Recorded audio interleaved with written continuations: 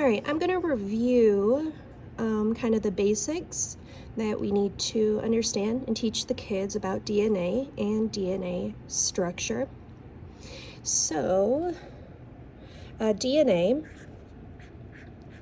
is the abbreviation for the molecule's full name, which is deoxyribonucleic acid.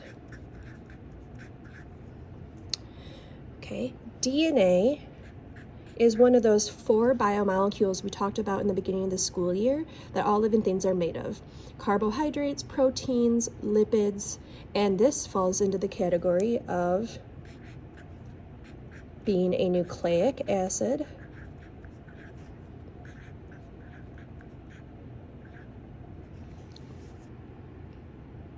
If you remember, these molecules are made of repeating units. The repeating units technically are called monomers.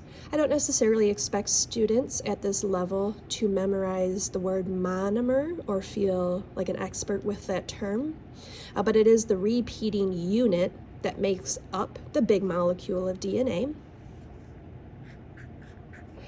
And the monomer or repeating unit that makes up DNA and RNA is called a nucleotide.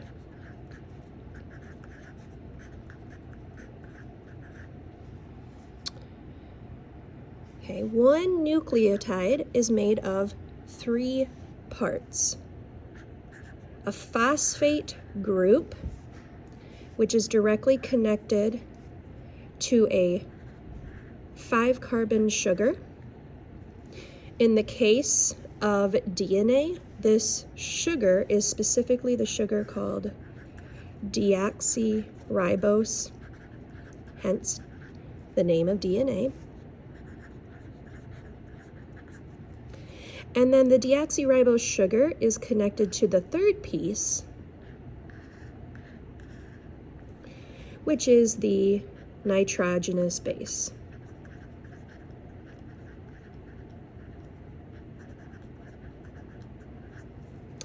I do expect kids to know that this is a phosphate group, which connects to the sugar, which is deoxyribose in DNA, and the sugar connects to a nitrogenous base. Now, in DNA, it is actually the nitrogenous bases that make up the genetic code for the organism. So kind of like a unique sequence of zeros and ones in binary coding determines unique visual patterns or actions in computer software, the unique sequence of the 4 nitrogenous bases in every living thing determines how all of their cells function, how they repair themselves, how they maintain health and balance, what they are shaped like, how they function, all of this. There are 4 types of nitrogenous bases in DNA.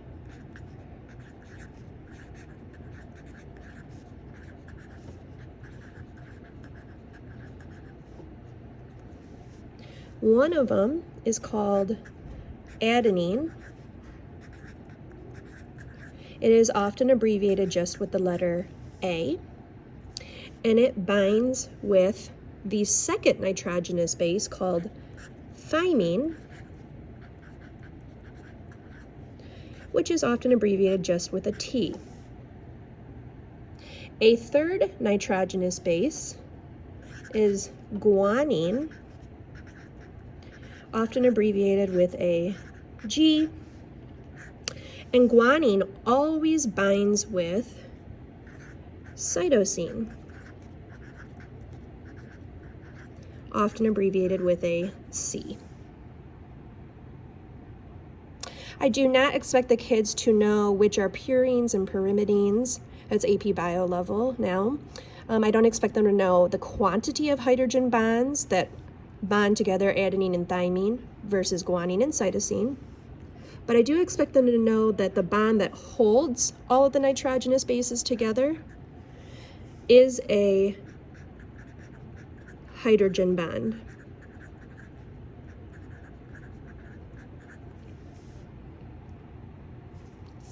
All right, now let's look at how this all connects together. So DNA is often most simply described as a ladder.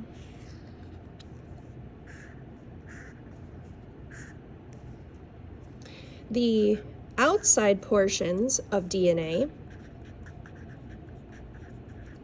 contain the phosphate groups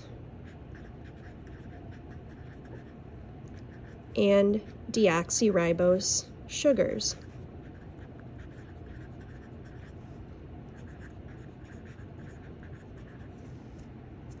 The inside rungs or steps contain the nitrogenous bases.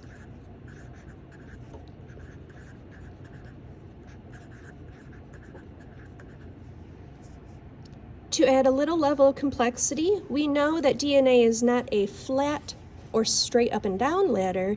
In fact, it spirals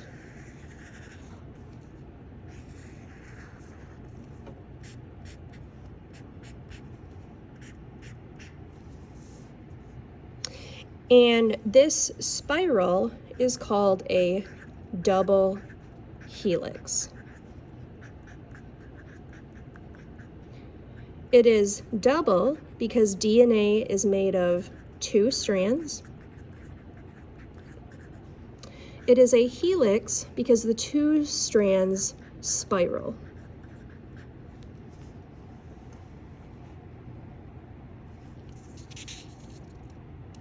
All right, if we connect this and add another level of complexity back to our nucleotides, thinking about the details of the molecules making up DNA, we can make a more comprehensive molecule. Remembering that phosphates always connect to my deoxyribose sugar, which always connects to my nitrogenous base.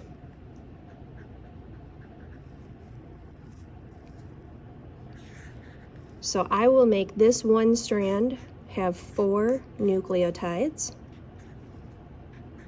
My shapes are going to get progressively messier, lo siento, especially those pentagons. They get real interesting looking after a while.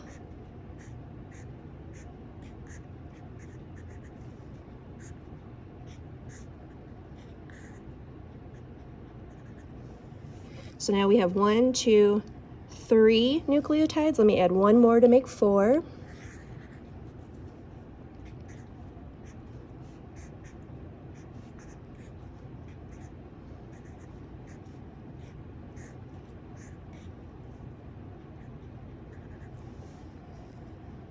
And then to connect them together, I connect the sugars to the phosphates.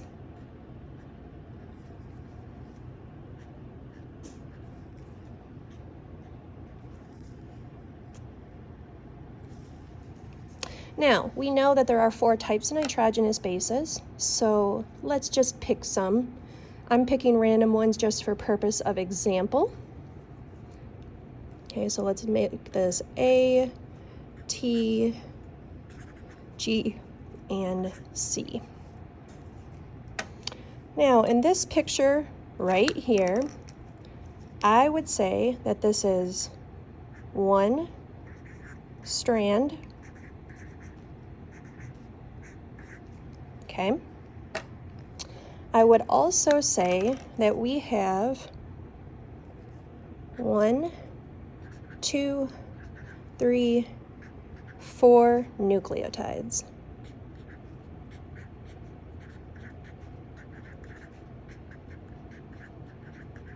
But we know DNA has 2 strands, so now let's think about this. We have to draw the corresponding amount of nucleotides on the other side, right? Because we know in the center here, what has to connect these 2 strands and these nitrogenous bases together are matching nitrogenous bases. We also just went over, right, the types of bonds that connect those nitrogenous bases and ultimately connect the 2 strands of DNA are hydrogen bonds.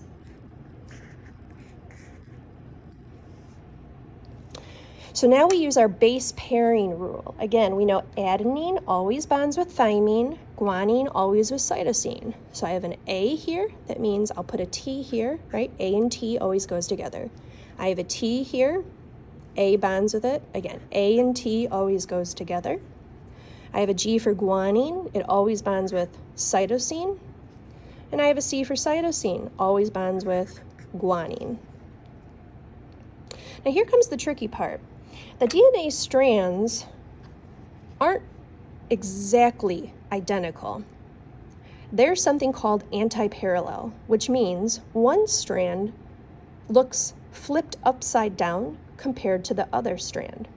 So they run parallel to each other, but because they run in opposite directions, we use the term anti-parallel. An easy way to tell that they're flipped upside down is that you'll notice, like at the top over here, like things closest to the top of my paper are the phosphate nitrogenous bases. Down here, the closest thing to the end of my paper is the deoxyribose sugar. It now needs to be the opposite on the opposite side. I think it's easiest to draw this by flipping the page. So I would draw here then my sugar, which is bonded to my nitrogenous base, okay? And that then is bonded to a phosphate. Again, I've got here a sugar bonded to the nitrogenous base, and my sugar on the other side is bonded to a phosphate. Continue with the third nucleotide here.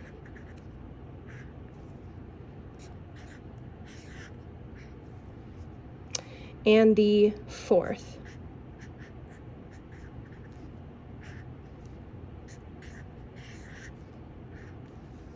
And then remember, these molecules all get connected to make the one strand by connecting the deoxyribose sugar to the phosphate. So now, when I look at this, hopefully visually you can see, right? This strand looks flipped upside down compared to this strand. So this is one strand with 4 nucleotides. This is a second strand with 4 nucleotides. So there are 2 strands total, 8 nucleotides total, and these strands are anti-parallel because one strand is flipped upside down compared to the other. Whoop. So again, we notice like this strand runs in this direction, this strand runs in this direction. I don't expect students to know which is the 3' end, which is the 5' end. In case you've seen any of that information anywhere, they don't need to know that. Again, these bonds holding together the nitrogenous bases are the hydrogen bonds. And again, this unique sequence of the nitrogenous bases is what actually determines our genetic code. All right, hope that helps.